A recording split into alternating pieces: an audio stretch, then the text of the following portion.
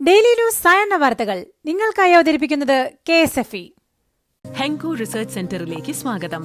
ഇത് പുള്ളിക്കാരന്റെ ഗിഫ്റ്റാ. 4 വാഷിൽ ഫെയ്ഡായി. ശരിക്കും സങ്കടമായി. നിങ്ങൾക്ക് വേണ്ടത് റെവല്യൂഷൻ ആണ്. പുതിയ ഹെൻകോ മാറ്റിക്. ഇതിന്റെ നാനോ ഫൈബർ ലോക്ക് ടെക്നോളജി ഇഴകളെ ലോക്ക് ചെയ്യുന്നു, തുണികളെ ഫേഡ് ആവാതെ സൂക്ഷിക്കുന്നു. പ്രൂഫ് മെഷീൻ ഫിൽറ്റർ നോക്കൂ. ഇനി ഇഴകളും പൊട്ടില്ല, സങ്കടവുമാവില്ല. ഹെൻകോ മാറ്റിക് വെറും വാഷ് അല്ല, കെയർ. നമസ്കാരം, ഞാൻ പ്രവീജ വിനീത്. ഡെയിലി ന്യൂസിന്റെ സായന്ന വാർത്തകളിലേക്ക് സ്വാഗതം. ഇന്ന് ഡിസംബർ 21 തിങ്കളാഴ്ച. കാർഷിക നിയമങ്ങൾ പിൻവലിക്കണമെന്നാവശ്യപ്പെട്ട് രക്തം കൊണ്ട് പ്രധാനമന്ത്രിക്ക് കത്തെഴുതി കർഷകർ. സിംഗു അതിർത്തിയിൽ സമരം നടത്തുന്ന കർഷകരാണ് അവരുടെ രക്തത്തിൽ പ്രധാനമന്ത്രിക്ക് കത്തെഴുതി അയച്ചത്. കർഷകരുടെ അവകാശങ്ങൾ കവർന്നെടുക്കുന്നതിലൂടെ നിങ്ങൾ പാപം ചെയ്യുകയാണെന്ന് കർഷകർ കത്തിൽ പറയുന്നു. കാർഷിക നിയമത്തിനെതിരെ രാജ്യതലസ്ഥാനത്ത് പ്രക്ഷോഭം തുടരുന്ന കർഷക നേതൃത്വത്തിന്റെ ഫേസ്ബുക്ക്, ഇൻസ്റ്റഗ്രാം പേജുകൾ ബ്ലോക്ക് ചെയ്തു.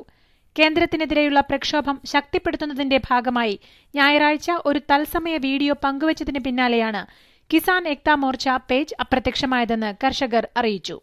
3 മണിക്കൂറിന് ശേഷം അക്കൌണ്ട് പുനഃസ്ഥാപിക്കുകയും ചെയ്തു. പിണറായി വിജയനെപ്പോലെ വർഗീയത പറയുന്ന നേതാക്കൾ കേരളത്തിൽ വേറെയില്ലെന്ന് മുസ്ലിം ലീഗ് സംസ്ഥാന ജനറൽ സെക്രട്ടറി KPA മജീദ്.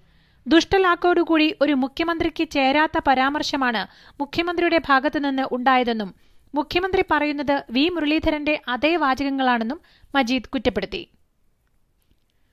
മുസ്ലിം ലീഗ് വർഗീയ പാർട്ടിയെന്ന് CPM സംസ്ഥാന സെക്രട്ടറി A. വിജയരാഘവൻ. രാഷ്ട്രീയ ലാഭത്തിനായി മതേതര ചേരിയിലുള്ള മുസ്ലിങ്ങളെ ലീഗ് മതമൌലികവാദ ചേരിയിലേക്ക് വഴിമാറ്റിയെന്നും ഇക്കാര്യം ചൂണ്ടിക്കാട്ടുക മാത്രമാണ് മുഖ്യമന്ത്രി ചെയ്തതെന്നും വിജയരാഘവൻ പറഞ്ഞു. കേരളത്തിൽ മതമൌലികവാദം വളരാൻ പാടില്ല.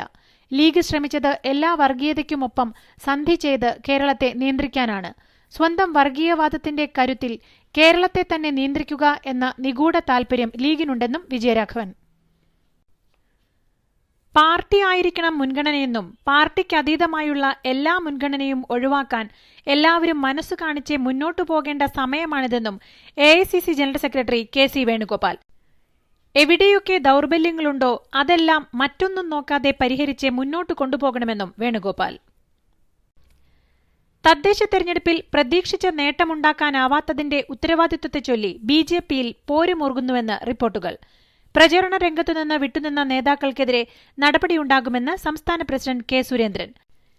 തെരഞ്ഞെടുപ്പ് പരാജയത്തിന് തങ്ങളെ പഴിചാരി രക്ഷപ്പെടാനുള്ള ശ്രമമാണ് K. സുരേന്ദ്രൻ നടത്തുന്നതെന്ന് ആരോപിച്ച് ശോഭാ സുരേന്ദ്രനും പക്ഷവും രംഗത്തെത്തി. തദ്ദേശ തെരഞ്ഞെടുപ്പിന് ശേഷം ഫ്ലക്സ് വിവാദമുണ്ടായ പാലക്കാട് നഗരസഭയിൽ ദേശീയ പതാകയും മുദ്രാവാക്യങ്ങളുമായി CPMഉം നഗരസഭയ്ക്ക് പുറത്ത് ജയ് ശ്രീറാം വിളികളുമായി BJPയും. സത്യപ്രതിജ്ഞാ ചടങ്ങിന് ശേഷമാണ് പ്രതിഷേധങ്ങൾ അരങ്ങേറിയത്. പോലീസ് വളരെയധികം ജാഗ്രതയെടുത്താണ് സംഘർഷ സാധ്യത ഒഴിവാക്കിയത്. സംവിധായകൻ നരണിപ്പുഴ ഷാനവാസിനെ ഹൃദയാഘാതത്തെ തുടർന്ന് ആശുപത്രിയിൽ പ്രവേശിപ്പിച്ചു. ജയസൂര്യ നായകനായെത്തിയ സൂഫിയും സുജാതയും എന്ന ചിത്രത്തിന്റെ സംവിധായകനും തിരക്കഥാകൃത്തുമാണ് ഷാനവാസ്. ഈ രാക്ഷസ കൊതുകുകൾ ഇത് എപ്പോൾ എത്ര വരുമെന്ന് ആർക്കറിയാം. അതിനാൽ അവതരിപ്പിക്കുന്നു മാക്സോജീനിയസ് ഓട്ടോമാറ്റിക് മെഷീൻ. ഇത് കൊതുകുകൾ സാധാരണ വരാറുള്ള സമയമനുസരിച്ച് അറ്റാക്ക് അല്ലെങ്കിൽ പ്രൊട്ടക്ട് മോഡിൽ ഓട്ടോമാറ്റിക്കലി ഷിഫ്റ്റ് ആയിക്കൊണ്ടിരിക്കുന്നു. അതായത് ലിക്വിഡ് വേസ്റ്റ് ആകുന്നില്ല. ഇനി ഇടയ്ക്കിടയ്ക്ക് എഴുന്നേറ്റ് നോ മോഡ് ചേഞ്ച്. ഇന്ത്യ വിശ്രമിച്ചോളൂ. Maxo Genius automatic intelligent protection.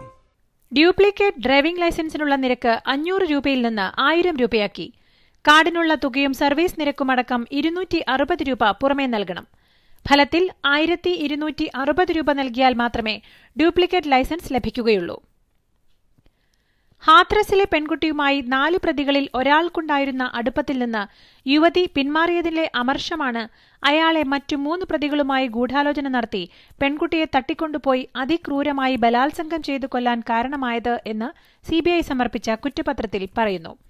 യുവതി മരണമൊഴിയിൽ 3 പ്രതികളുടെ പേരുവിവരങ്ങൾ നൽകിയിട്ടും FIRൽ ഒരാളുടെ പേര് മാത്രം ഉൾപ്പെടുത്തിയ ഉത്തർപ്രദേശ് പോലീസിന്റെ കൃത്യവിലോപത്തെ ഈ കുറ്റപത്രം നിശിതമായി വിമർശിക്കുന്നുണ്ട്. മയക്കുമരുന്ന് കേസിൽ ബോളിവുഡ് നടൻ അർജുൻ രാംപാൽ ഇന്ന് നാർക്കോട്ടിക് കൺട്രോൾ ബ്യൂറോയുടെ മുൻപാകെ ഹാജരായി. ഈ മാസത്തിൽ ഇത് 2ാം തവണയാണ് അർജുൻ രാംപാൽ NCBക്ക് മുന്നിൽ ഹാജരാകുന്നത്. പ്രതിസന്ധിയിലായ പഞ്ചാബ് ആൻഡ് മഹാരാഷ്ട്ര കോപ്പറേറ്റീവ് ബാങ്കിനെ ഏറ്റെടുക്കാൻ താൽപര്യമറിയിച്ച് കമ്പനികൾ. QR കോഡ് അടിസ്ഥാനമാക്കി പ്രവർത്തിക്കുന്ന പേയ്മെന്റ് ആപ്പായ ഭാരത് പേയും ധനകാര്യ കമ്പനിയായ സെൻട്രം ഗ്രൂപ്പുമാണ് സംയുക്തമായി റിസർവ് ബാങ്കിന് താൽപര്യം അറിയിച്ചിട്ടുള്ളത്.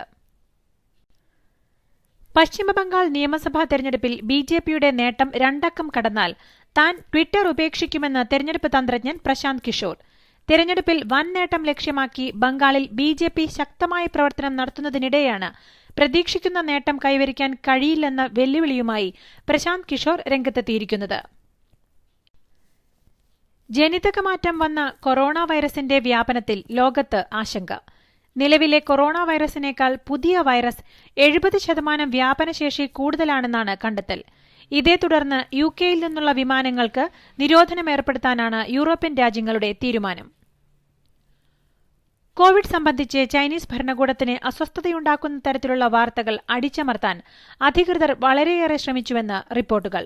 കോവിഡ് സംബന്ധിച്ച കാര്യങ്ങളിൽ പണം നൽകി സാമൂഹിക മാധ്യമങ്ങളിലൂടെ കൃത്രിമം കാണിക്കാൻ ചൈനീസ് അധികൃതർ ശ്രമിച്ചിരുന്നതായാണ് പുതിയ റിപ്പോർട്ട്. മാധ്യമങ്ങൾക്കും പ്രാദേശിക പ്രചാരണ സംഘങ്ങൾക്കും ചൈനീസ് ഭരണകൂടം നൽകിയ രഹസ്യ നിർദ്ദേശത്തിന്റെ രേഖകൾ പുറത്തുവന്നതോടെയാണ് ഇക്കാര്യം വ്യക്തമായത്. ഇതോടുകൂടി ഇന്നത്തെ ഡെയിലി ന്യൂസ് സായന്ന വാർത്തകൾ സമാപിക്കുന്നു. ഡെയിലി ന്യൂസിനുവേണ്ടി വാർത്തകൾ വായിച്ചത് Praveeja Vineeth. The Daily News.in വാർത്തകൾ വിരൽ തുമ്പിൽ.